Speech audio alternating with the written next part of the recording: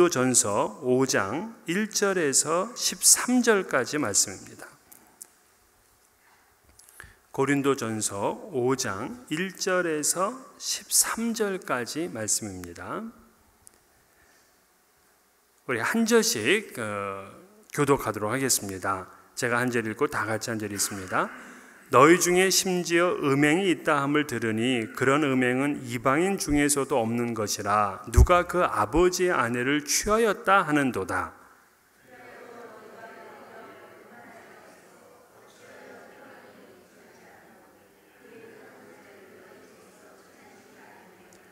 내가 실로 몸으로는 떠나 있으나 영으로는 함께 있어서 거기 있는 것 같이 이런 일 행한 자를 이미 판단하였노라.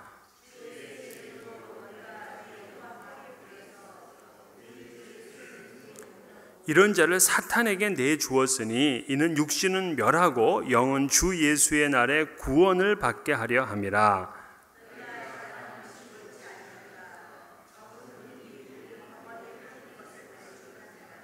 너희는 누룩 없는 자인데 새 덩어리가 되기 위하여 묵은 누룩을 내버리라. 우리의 유월절 양 곧 그리스도께서 희생되셨느니라.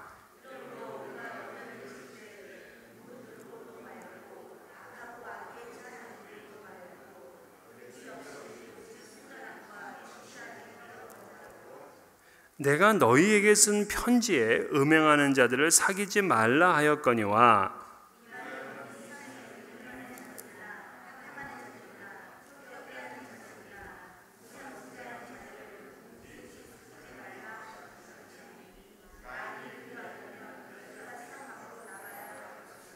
이제 내가 너희에게 쓴 것은 만일 어떤 형제라 일컫는 자가 음행하거나 탐욕을 부리거나 우상 숭배를 하거나 모욕하거나 술 취하거나 속여 빼앗거든 사귀지도 말고 그런 자와는 함께 먹지도 말라 함이라.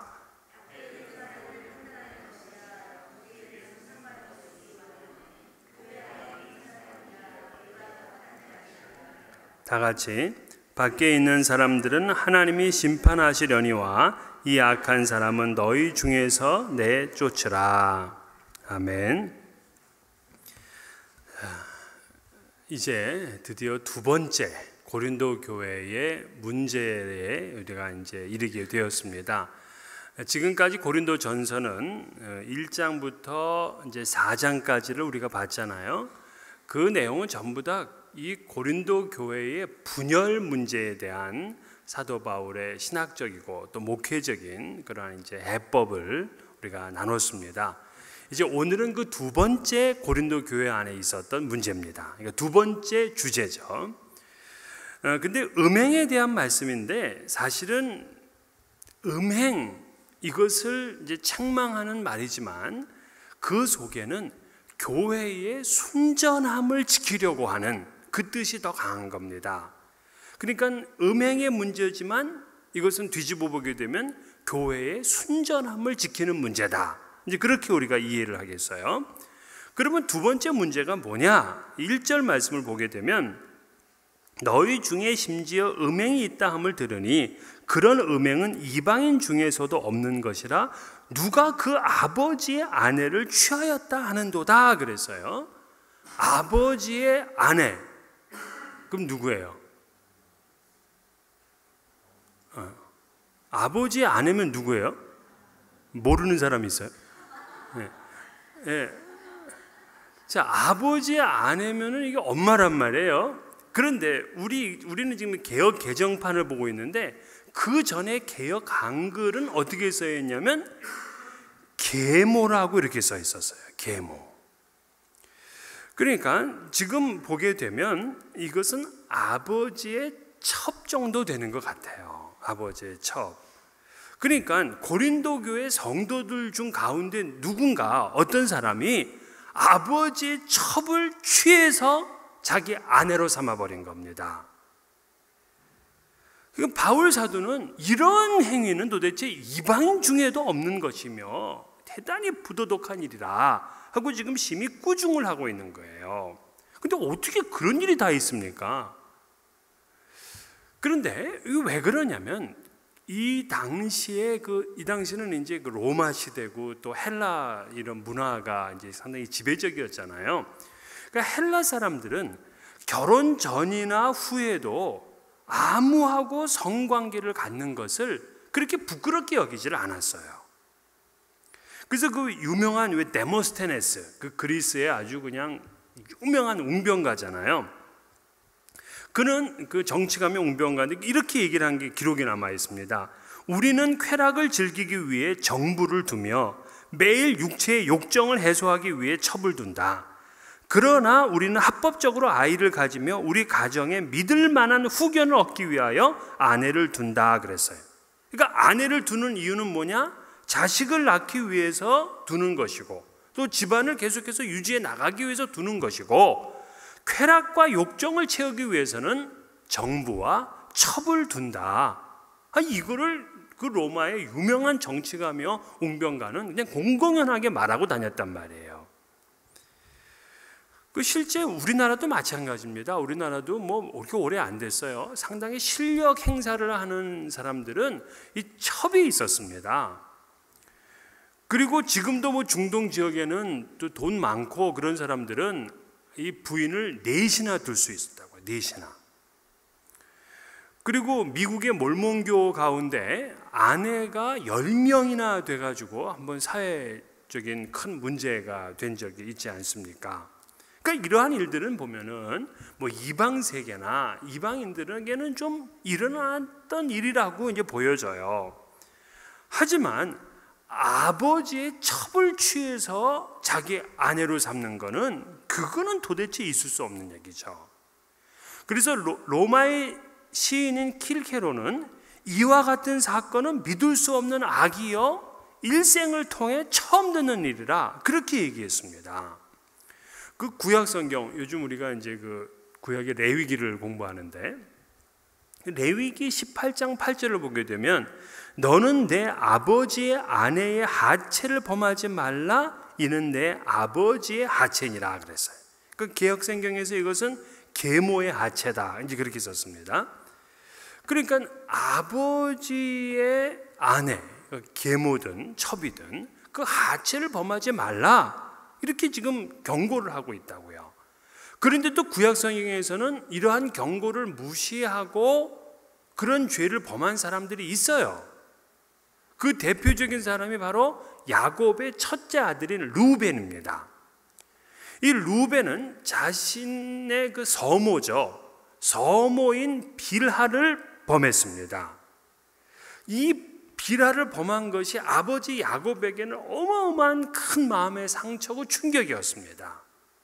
그러면서 이 야곱이 임종하기 직전에 12아들을 불러서 이제 축복하는 장면이 나오잖아요. 창세기 49장에 보면은. 근데 그 축복을 할 때에 르우벤을 이렇게 하죠. 물의 끓음 같았은즉 너는 탁월하지 못하리니 내가 아버지의 침상에 올라 더럽혔음이로다. 그가 내 침상에 올랐도다.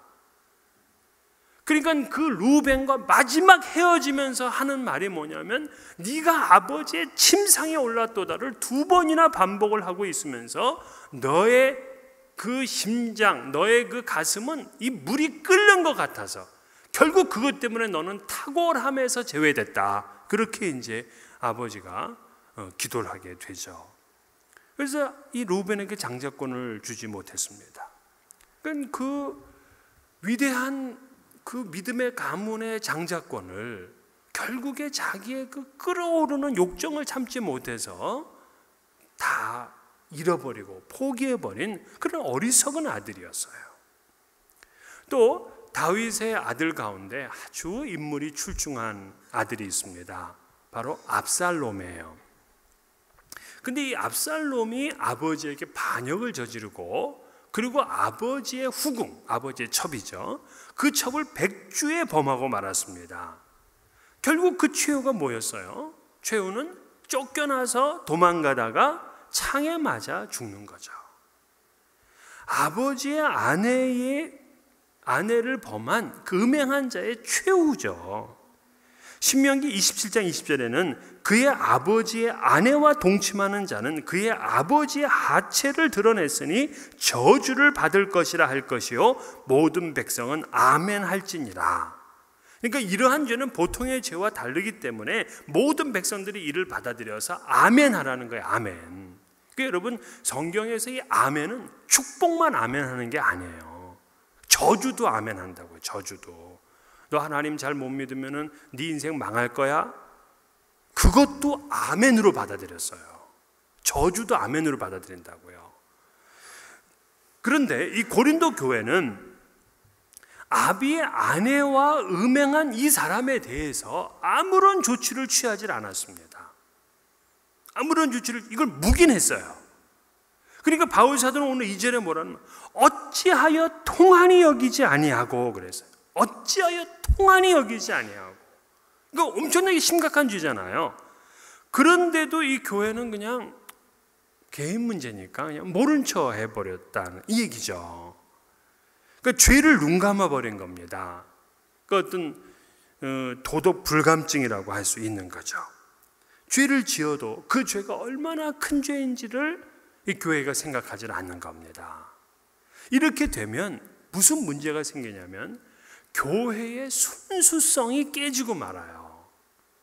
제가 몇 해 전에 여러분 경북의 풍기라고 아십니까?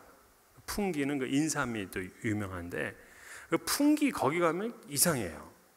거긴 경찰서 이름도 풍기 경찰서고요. 단란주점 이름도 풍기 단란주점이고 아무튼 처음 여긴 풍기야. 그런데 제가 그 교회 그 지역의 성내 교회에서 이제 큰 세미나에 있어서 제가 이제 강의를 하러 갔었어요. 근데 그 성내 교회 목사님을 만났더니 그 목사님이 자랑을 하시는 거예요. 아, 목사님, 우리 교회는 100년이 넘었습니다. 100년이 넘은 교회예요. 근데 교회에 도서관이 있답니다. 도서관이 있는데 그 도서관에 가면은 우리가 1등 교회의 그 어떤 그 교보라 그래야 되나요? 그런 게 있는 거예요. 그게 뭐냐 그랬더니 당회록입니다. 당회록. 당회록이 100년 전, 그러니까 그 첫 번째 당회록부터 지금까지 당회록이 다 있었다는 거예요. 그러니까 6.25 전쟁 때에도 이걸 가지고 다녔어요. 그만큼 이 당회록을 귀중하게 생각을 했어요. 그런데 그 당회록에 무슨 내용이 있습니까? 하고 제가 이제 물었더니 그 당회록을 가만히 보게 되면 주일에 교회 안 나오고 논에 물 데려간 것 치리했다 이런 거예요. 그리고 주일에 가족과 친지의 관혼상제에 간 것 치리했다. 그리고 교인에게 돈 빌리고 안 갚은 것 치리했다. 이런 것 등등이 그냥 사소한 것까지 모두 그 당회록에 기록이 되어 있었어요. 그래서 제가 깜짝 놀랐습니다. 아니 교회가 뭐 돈 빌리는 거 다 개인적인 거고 관혼상제 가는 거 다 개인적인 거잖아요. 그런데도 교회는 그것을 책임을 물었고 책망을 했다는 거예요. 그렇게 되니까 그 당시에 교회는 정말 그 순결하고 어떤 순수성이 살아있는 그러한 교회였다고요. 근데 오늘날 교회는 죄에 대해서 대단히 관대합니다. 대단히 관대해요. 그래서 뭐 어떤 사람들은 그 죄를 심리적인 것으로 생각하기도 합니다. 뭐 교회에 안 나오고 뭐 주일 예배에 늦는데도 아무런 뭐 죄라고 생각하지 않죠. 그리고 심지어는 자기가 교회 안 갔는데도 아무도 연락하지 않는다고 하면서 교회 와서 횡패를 부리는 사람이 있어요. 그건 안 되잖아요. 저도 처음에 제가 제 전교회 가니까 그때는 뭐 교인이 많으니까 누가 누군지 사실 잘 모른다고요. 아 근데 어떤 집사님이 두 주인가 안 나오셨는데 이 집사님이 그냥 입이 썰면 세 접시대께 이렇게 나왔어. 그러면서 교회에서 목사가 연락 안 한다고. 자기가 2주나 안 나타났는데 연락 안 한다고. 그래서 제가 전화를 했죠. 집사 정도 됐으면 2주 빠지기 전에 미리 좀 신고 좀 하고 가시면 안 되겠느냐. 그게 바른 거지. 안 나왔는데 연락 안 했다고 그냥 여기저기 돌아다니면서 얘기하는 게 바른 거냐. 그때부터 그분들이 열심히 신앙생활 하시더라고요. 죄를 상대적으로 생각을 해서 더 큰 죄를 진 사람들이 우리 주변에 사실 좀 많거든요. 그러면 나는 의롭다고 생각을 해. 조금 죄를 졌으니까 말이에요. 그리고 그 정도 해야지 세상을 살아가는 요령이 있는 것이고, 또 세상을 적당히 살아야지 너무 그냥 뭐 신앙적으로 너무 성경적으로 사는, 이거 구태의연한 거다. 이제 이렇게 돼 버렸습니다. 근데 여러분, 이 고린도 교회는 이 엄청난 큰 죄잖아요. 큰 죄입니다. 그런데 어떻게 이 사람을 그냥 방관했을까? 사실 이게 현대 신학자들에게는 굉장히 궁금한 사항이에요. 그런데 많은 학자들은 이렇게 추측을 합니다. 이 사람이 아마 교회에 큰 영향력을 행사하는 사람이었다고 보는 거예요. 그러니까 아마 부유한 사람, 교회에서 아마 큰 일을 많이 하고 교회 행사에 뭉칫돈을 그냥 내는 사람, 이 정도의 상당한 그 세력을 갖춘 사람이기 때문에 교회에서는 아예 그냥 그 사람이 잘못했다라는 말조차 하지 않고 지나가 버리려고 했다는 거죠. 교회도 요즘 그래요. 여러분, 이 교회는 어떻게 보면은 그냥 당회 하나로 끝나는 것이 아니라 그 위에 노회라는 상회가 있고 그 위에 이제 총회라는 이제 상회가 있어요. 그런데 이 교회도요, 사이즈가 크잖아요. 그러면 노회에서 함부로 못 해요. 그러니까 이 교회가 분명히 잘못된 방향으로 가는데도 노회에서는 건들질 않아요. 왜? 크니까. 괜히 잘못 건드렸다가 뭐 노회 나간다 그러고서 뭐 노회비 안 내고 그러면 돈만 줄어들고 그러니까 그냥 잘못된 것도 그냥 워낙 큰 교회는 봐준다고요. 여러분 또 이런 설교 듣고 은혜 받아서 나도 교회에서 그냥 세력 있는 사람 돼야 되겠다, 그렇게 생각하시면 안 되죠. 그러나 바울 사도는 대단히 엄격한 거예요.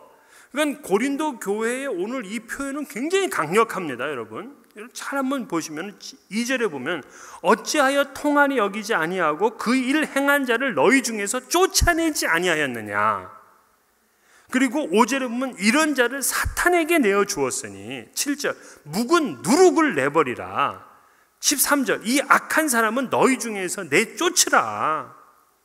그 바울은요 굉장히 분명합니다.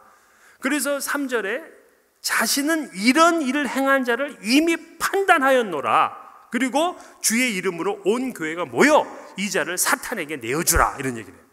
아니 어떻게 아무리 그래도 바울이 사탄에게 그 사람을 내어주라 그럴까요? 이건 무슨 말입니까? 이 얘기는 뭐냐면 교회에서 내어 쫓으라, 출교하라, 이런 의미예요. 칼빈은 그랬습니다. 칼빈은 그리스도가 교회를 지배하시는 것처럼 사탄도 교회 밖을 지배한다. 그러므로 교회에서 축출된 사람은 사탄의 권세 아래로 넘기운 자요 하나님의 나라에서 떠난 방황자가 되는 것이다 라고 했습니다. 그러니까 교회를 벗어나면 그건 사탄의 지배를 받는 것으로 그렇게 생각했다. 그러니까 사탄에게 내어주라, 이 말은 뭐냐면 교회에서 출교를 시키라, 이런 얘기죠. 자, 이렇게 되면 이제 현대 교인들 가운데는 상당히 반기를 들 사람이 있습니다. 왜 반기를 드냐면 무슨 교회에서 사랑하면서 덮어주지 못한다고, 그런 사람들이 있어요. 실제 저는 그런 교회를 봤습니다. 그 교회 중직자가 그 다른 교인 부인과 이제 연애를 한 거예요. 근데 이것이 이제 밝혀지게 되면서 이제 교회가 참 좀 시끄러웠습니다. 그러니까 목사님 입장에서도 아주 참 어려웠어요. 그런데 그냥 뭐 모른 척하고 넘어갈 수는 없잖아요. 그래서 이제 치리를 하려고 이제 했습니다. 그랬더니 몇몇 중직자들이 반대를 하는 거예요. 그런데 성경을 들고 와서 반대를 합니다. 요한복음 8장을 착 펴더니만 가늠하다 현장에 잡힌 여인을 예수님도 용서했는데 왜 교회가 용서하지 못하느냐, 그 얘기예요. 결국 그 목사님 멱살잡이까지 당했습니다. 참 어려운 이야기더라고요. 여러분 어떻게 해야 되겠습니까? 안 하는 게 제일 좋고, 그런지 안 하는 게 제일 좋아서 우리 교회는 뭐 다 은퇴할 때까지는 그런 일 없도록 이렇게 좀 협조해 주시기를 부탁드리겠습니다. 그런데 여기서 우리가 출교의 목적을 알아야 돼요. 출교의 목적. 왜? 그러니까 그 사람을 밉고 그 사람을 죽이려고 이게 아니에요. 5절을 보게 되면 이런 자를 사탄에게 내주었으니 그의 육신은 멸하고 영은 주 예수의 날에 구원을 받게 하려 함이라 그랬어요. 그러니까 육신은 멸한, 이 멸한다는 건 죽인다는 얘기가 아니라 육신은 지금 교회 밖으로 내어 쫓지만 영은 주님 오시는 날에 구원을 얻게 하기 위함이다. 즉 출교의 목적은 교회의 순수성을 지키는 것만이 아니라 그 출교를 당하는 사람, 그 범죄한 사람의 영혼을 결국에는 구원하기 위해서 그렇다는 거예요. 아니 그럼 그게 어떻게 구원이 되느냐라고 할지 모르겠지만, 여러분 교회에서 그 사람의 죄를 아무것도 묻지 않으면 그 사람은 떳떳합니다. 죄라고 생각하지 않죠. 그러면 이것이 나쁜 예가 되면서 다른 사람들이 또 그 길을 따라가게 돼요. 그래서 교회가 타락하게 됩니다. 그런데 출교를 당하게 되면 이 사람은 물론 처음에는 화가 날 수도 있어요. 어떻게 하면 교회에서 이럴 수 있느냐 할 수 있습니다. 그러나 그 사람이 하나님이 택한 사람이라면 자기 자신이 이기적인 본성과 죄악된 삶을 이제 직시하게 되죠. 그래서 하나님 앞에 회개하게 되고 다시 교회로 돌아올 수 있게 되는 거죠. 그러면 그의 영혼은 구원을 받을 수가 있습니다. 그러나 죄를 지었는데도 아무런 책망도 징계도 없이 교회가 용인한다면 물론 그 사람은 그때는 은혜를 받을지는 몰라요. 하지만 교회는 심각한 문제가 생깁니다. 다른 사람들이 본을 받게 돼요. 아니 뭐 그 장로님도 그랬는데 우리 같은 집사가 뭐 이런 거 어떠냐 말이야. 따지고 듭니다. 죄가 확산되는 거죠. 교회의 순수성을 잃어버립니다. 그러니까 그 앞에 이 고린도 교회의 문제, 고린도 교회의 문제는 교회 분열이었잖아요. 교회 분열 때는요, 그래도 서로 견제하기 때문에 누구라도 진리를 찾으려고 애를 써요. 오히려 교회가 분열할 때는 누구라도 그래도 교회의 진리를 찾으려고 그런다고요. 그러나 죄를 관용해버리게 되면 교회는 근본부터 흔들리는 겁니다. 그렇기 때문에 6절부터 8절은 누룩으로다가 그것을 비유했어요. 바울 사도는 적은 누룩이 온 덩이에 퍼지는 것을 알지 못하느냐 그랬어요. 그래서 누룩 없는 새 덩어리가 되기 위해서는 묵은 누룩을 제거해버리라. 그러니까 이 묵은 누룩이라는 아주 괴악하고 악독한 누룩이죠. 그래서 오직 순전하고 진실한 누룩 없는 떡으로 하라 이렇게 말을 하고 있어요. 그러니까 누룩은 여러분 늘 우리가 얘기를 하지만 밀가루에 누룩을 넣으면 밀가루가 부풀어지잖아요. 그러니까 이 죄는 가만 놔두고 있으면 점점 허황되고 교만해지게 되는 겁니다. 교만해지게 되는 거예요. 그렇게 되면 죄악이 퍼져서 감당할 수가 없습니다. 죄의 특징은 이제 확산해 있는 거죠. 그래서 여러분 죄는 가만히 놔뒀다고 이거 저절로 없어지는 게 아니에요. 더 많아지죠. 더 많아져요. 동네에 술집이 하나 들어왔다. 그러면 저절로 없어질까요? 아니에요. 2개 생기고 3개 생기고 나중에는 유흥가가 되고 환락가가 되는 겁니다. 그래서 교회는 그 죄의 누룩을 조심하라는 겁니다. 그래서 이 7절을 보게 되면 묵은 누룩을 내버리라. 그런 다음에 뜬금없이 우리의 유월절 양 곧 그리스도께서 희생되셨느니라 이런 말을 하고 있어요. 왜 갑자기 유월절 양이 되신 그리스도께서 왜 십자가에서 돌아가신 얘기를 할까? 제가 그거 왜 그러냐면 예수님께서는 죄의 문제를 자기 스스로 십자가의 어린 양이 됨으로써 해결하셨다고요. 죄를 방치하신 게 아니라 죄를 자기 온몸으로 막으셨다고요. 온몸으로 해결하셨다고요. 그런데 지금 이 고린도 교회는 죄에 대해서 아무런 행동을 취하지 않는 겁니다. 그냥 관용해 버리게 되는 거죠. 그렇게 되면 결국 그리스도의 죽으심을 헛되게 만드는 것이다 하는 이제 그 말씀을 오늘 주고 있는 거예요. 음행은 사실 어떻게 보면 개인적인 죄입니다. 개인적인 죄니까 왜 우리가 왈가왈부할 수 있느냐라고 하지만 교회는 그 개인의 문제가 점점 확대되는 공동체성이 있어요. 그래서 개인의 죄를 용인하게 되면 결국 교회 전체의 문제로 확산이 됩니다. 그래서 교회는 순전함과 진실함을 잃어버리게 되는 거죠. 그래서 바울 사도는 오직 순전함과 진실함의 떡으로 하자 그렇게 말했습니다. 제가 우리 그 임직자들을 지난 수요일 날 우리 공부를 했는데 교회의 사인이 뭐냐 하는 걸 가르쳤습니다. 교회의 표징, 교회의 사인이 뭐냐? 그랬더니 뭐 대부분 다 십자가가 교회의 사인입니다. 이제 그런 얘기를 했어요. 근데 교회의 사인은 십자가가 아니고 교회의 사인은 원래 세 가지입니다. 세 가지. 첫째는 말씀, 두 번째는 성례, 세 번째는 권징입니다. 권징. 그러니까 하나님의 교회는 올바른 말씀이 선포되어지고 그리고 바르게 성례가 집행되어지고 그리고 권징이 살아있어요. 이게 바른 교회예요. 자, 그 중에 권징이라는 거는 일종의 교인들을 책벌하고 징계하는 거라 이런 얘기죠. 그런데 현대에 와서는 권징이 교회의 표징에서 사라졌습니다. 왜냐하면 교회가 권징을 해버렸더니 이 사람이 화딱지가 나가지고 옆에 교회를 가서 옆에 교회가 부흥되는 거야. 그러니 이게 무슨 권징이 무슨 뭐 효과가 있습니까? 그러다 보니까는 권징이라는 것이 이제는 교회의 사인에서 사라져 버렸어요. 그래서 지금은 교회의 사인이 뭡니까? 그러면 말씀과 성례입니다. 이렇게 답을 한다고요. 그런데 여러분 교회가 이제 나를 치리할 수 있어요. 치리를 합니다. 그러면 이 성숙한 그리스도인들은 그 치리를 받아들여요. 받아들인다고요.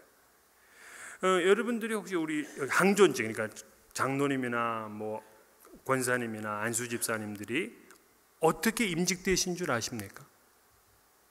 임직하실 때 분명히 서약을 하셨을 거예요. 서약을.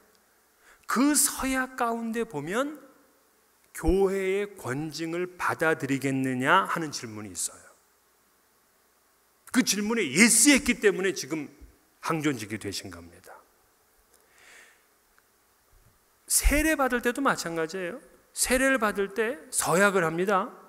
서약을 할 때 무슨 서약을 하느냐? 교회의 치리를 받겠느냐 하는 서약을 하고 그거에 예스 하면은 세례를 주는 거예요. 여러분 다 그렇게 해서 했다고요. 제가 그 표를 안 가지고 있어서 지금 그러지만 다 그렇게 해서 세례 받고 다 지금 장로님, 권사님, 안수 집사님이 되신 거예요. 그렇기 때문에 교회가 치리하면 물론 기분은 나쁘고 또 한편으로는 사람들한테 좀 부끄럽잖아요. 좀 수치스러운 건 있어요. 그러나 진짜 수치를 벗어나는 거는 화를 내고 막 교회를 막 뒤집었다 엎었다 막 그러는 게 수치를 벗어나는 게 아니라 묵묵하게 그 치리를 잘 감당하는 것이 진짜 수치를 벗어나는 거예요. 그 사람이 위대한 하나님의 사람이 되는 거예요. 저는 제가 자랐던 교회에 한 장로님이 계셨는데요. 이 장로님이 어느 날 교회 당회에다가 자기를 치리해달라 하고 청원서를 냈습니다. 자기를 치리해달라. 그러면서 치리 내용이 뭐냐면 장로 면직을 요청했어요. 자기 장로를 면직시켜달라는 겁니다. 당회가 깜짝 놀랐죠. 이거 아주 훌륭한 장로님이고 참 교회 열심히 있게 하고 상당히 참 인상이 좋으시고 그러신 분이신데 어떻게 그러십니까? 이제 그 이유가 뭐냐면 이 딸 자식이 하나 있는데 이 딸 자식이 연애를 해가지고 믿지 않는 사람하고 결혼하게 됐다는 거예요. 그러니 내가 가정을 돌보지 못했기 때문에 장로로서 자격이 없다 이 얘기입니다. 그래서 교회에서 나를 치리해달라, 면제시켜달라 그렇게 이제 청원을 한 거예요. 그러려고 하면은 뭐 웬만한 사람 다 잘라야지 뭐 그러잖아요. 그런데 이 당회가 처음에는 그냥 거둬들이라고 이렇게 얘기를 했지만 이 장로님이 너무 완강한 겁니다. 그래서 교회에서는 그분을 치리를 했습니다.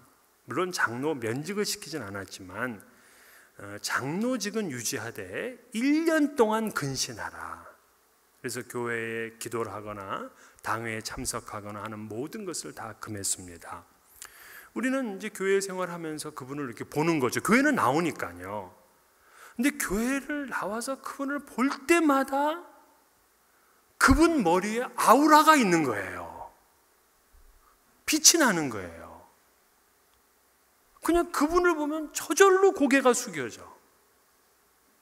너무 존경스러운 거예요. 그래서 목사님께서 설교 시간에 100번 설교하면서 믿는 사람하고 결혼해라, 믿지 않는 사람하고 교제하지 말라, 그거 100번 한 것보다 그 장로님이 한 번 해준 게 우리에게는 훨씬 더 큰 도전이 되었어요. 그때는 뭐 우리도 결혼 안 한 젊은 때였으니까 말이에요. 여러분, 교회에서 혹 여러분이 잘못해서 치리할 수 있어요. 그러나 그때에도 여러분이 순수하게 그 치리를 받아들이세요. 그런 사람이 성숙한 사람이에요. 제가 우리 이 교회가 속해 있는 것이 이제 KPCA 해외 한인 장로회거든요. 거기 이제 헌법을 찾아봤습니다. 헌법을 찾아보니까 권징의 목적이 나와 있어요. 왜 교회가 권징하는가는 권징의 목적. 거기를 보면은 하나님의 영광과 권위를 위하여 범죄를 미연에 방지하고 교회의 신성과 질서를 유지하고 범죄자의 회개를 촉구하여 올바른 신앙생활을 하게 함을 그 목적으로 한다. 총회헌법 제3편 권고와 징계 제1장 제2조 권고와 징계의 목적 이렇게 되어 있습니다. 그러니까 이것은 그 사람을 욕되게 하려는 게 절대 아니에요. 그 사람을 회개하게 해서 올바른 신앙생활로 돌아올 수 있도록, 그리고 교회는 신성과 질서를 유지하고 결국 하나님께 영광 돌릴 수 있게 하려고 하는 거라는 거예요. 그러면서 그 책벌은 어떤 게 있다 하는 게 나와 있어요. 또 교인에게 하는 책벌은 4개가 있더라고요. 그러니까 첫째는 견책. 견책이란 뭐냐면 공식적으로 허물이나 잘못을 꾸짖고 나무라는 것입니다. 그리고 두 번째는 근신, 세 번째는 성찬식에 참여하지 못하게 하는 수찬 정지, 그리고 마지막 4번째가 출교예요. 직분자는 좀 다양합니다. 그러니까 직분을 맡은 집사님 또 이런 장로님, 임직자들에게 있어서는 견책, 근신, 수찬정지, 시무정지, 시무해임, 정직, 면직, 출교 이렇게 나와 있어요. 이것은 모두 다 교회의 순수성을 위해서 하는 거라 하는 것을 반드시 기억하셔야 돼요. 그러나 제 꿈은 제가 목회하는 동안 단 한 명도 권징하지 않는 게 제 소원이에요. 그런데 바울 사도는 여기까지 이제 오늘 그 주제를 가지고 얘기를 한 건데, 여기서 좀 더 이제 확대를 해 나가는 것이 이제 9절부터 13절입니다. 그러면서 여기서는 좀 우리가 이제 이해가 필요한데, 그는 음행하는 자들을 사귀지 말라 하고 교훈했던 적이 있다는 거예요. 9절 말씀 보게 되면 9절 말씀. 자, 9절 말씀에 보면 내가 너희에게 쓴 편지에 이렇게 되어 있어요. 내가 너희에게 쓴 편지에. 그러니까 이 바울은 고린도 교회에 이미 편지를 보냈던 적이 있는 거예요. 그때 음행하는 사람과 교제하지 말라 하는 내용에 대해서 이미 보낸 적이 있는 겁니다. 그러니까 우리는 지금 고린도에 보낸 편지는 두 개로 알고 있다. 고린도 전서와 고린도 후서. 그런데 고린도 전서보다 먼저 보냈던 편지가 하나 있었던 거예요. 그거를 뭐라고 부르느냐? 고린도 전전서라 이렇게 부릅니다. 한번 따라해 볼까요? 고린도 전전서. 이거 오늘 여기 안 오신 분들은 이거 몰라요. 고린도 전서 전에 바울이 보낸 편지가 있었다. 그 편지를 우리는 고린도 전전서라 한다. 야, 여러분 이거 신앙생활하면서 이거 알면 진짜 이거 행복한 거거든요. 이 정도 지식을 가지고 있으면은. 그런데 그 고린도 전전서에 이미 음행하는 자들을 사귀지 말라고 경계를 했단 말이에요. 그런데 문제는 그 편지를 받았던 고린도 교회 사람들이 아예 이방인들하고는 교제조차를 하지 않는 겁니다. 아예 교제. 왜냐하면 그 당시에 고린도 그 지역에 사는 이방인들은 전부 다 우상 숭배하고 전부 다 음행하는 사람들이에요. 그 당시 사람들은 전부 다가. 그러니까 아예 그러면 이 사람들하고 사귀지 말아야 되겠구나 이렇게 생각을 했어요. 그런데 사도 바울은 그 말이 아니라는 거예요. 그 말이 아니라 이 세상에 음행하는 자, 탐하는 자, 속여 빼앗는 자, 우상 숭배자를 도무지 사귀지 말라는 말이 아니다. 만약에 그러려면은 그러면 아예 세상 밖에서, 우주 밖에서 살아야 되는 거지 어떻게 세상에 살면서 그런 사람을 만나지 못하느냐. 그게 이제 10절 말씀이에요. 그렇잖아요. 우리도 세상 사람들과 교제하고 하면서 그 사람들에게 복음을 전하고 해야지. 단 그들을 본받으면 안 되겠죠.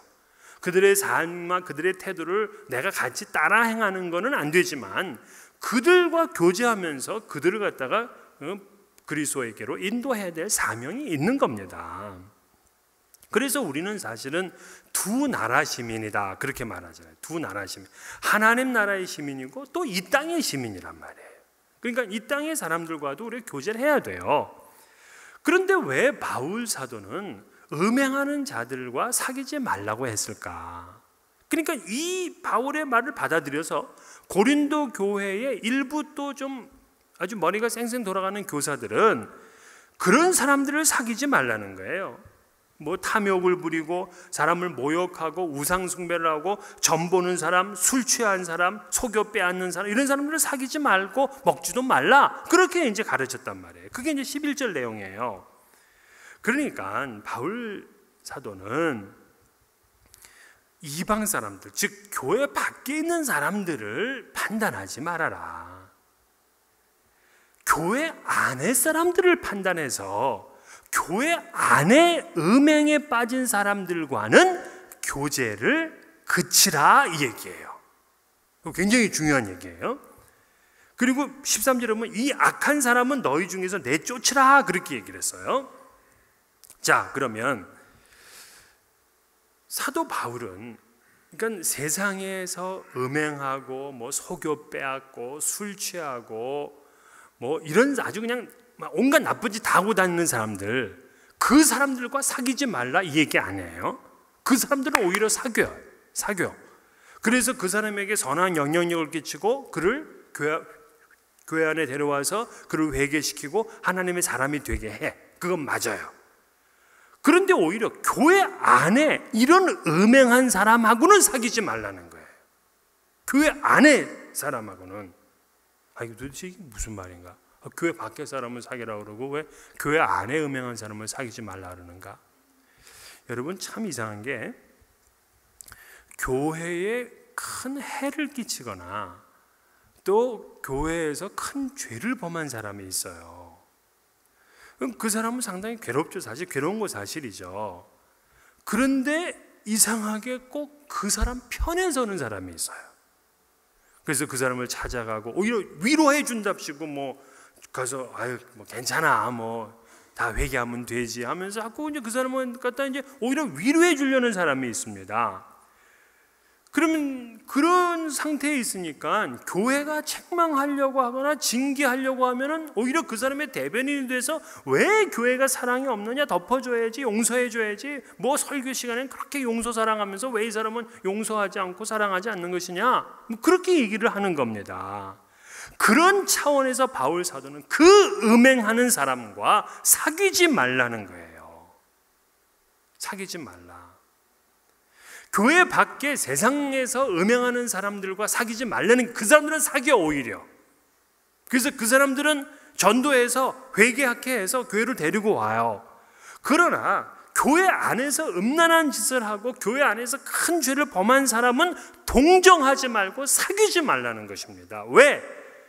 그래야 그 사람이 회개할 타이밍을 얻게 되는 것이고 그 사람의 영혼이 회복될 수 있는 것이고 그래야 교회가 순수성을 유지할 수 있는 것이고 교회가 오히려 하나님께 영광 돌리는 그 길을 갈 수 있기 때문이라, 이런 얘기입니다. 무슨 말씀인지 아시겠어요?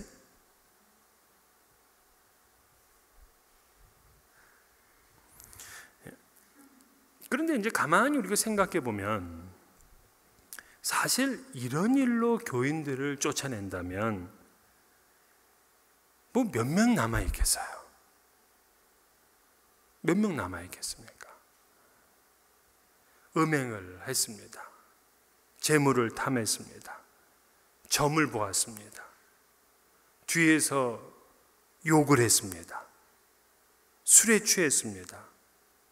또 돈을 자꾸 빌려달라고 그냥 그저 힘들게 합니다. 이런 사람들을 뭐 다 쫓아내면은 뭐 차 뛰고 포 뛰고 뭐 남아 있겠어요. 그래서 예수님께서 직접 교인들은 어떻게 치리하는 거다 하는 방법을 가르쳐 주셨어요. 그대로 해야 돼요.